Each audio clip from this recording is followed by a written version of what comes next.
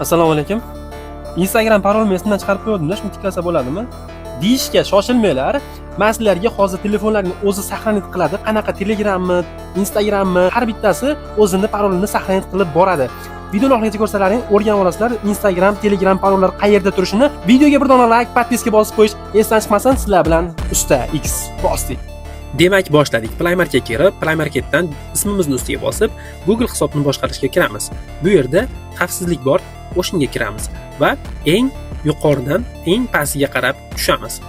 Eng pastida parollar menejeriga kiramiz. Bu yerda hamma Google akkauntga ochgan profillarimiz turibdi. Mana ko'rsak, Facebookni ko'rmoqchi bo'lsak, mana qaranglar, Facebook nomlari turibdi. Mana ko'zchani bossak, uning parolini ko'rsatadi.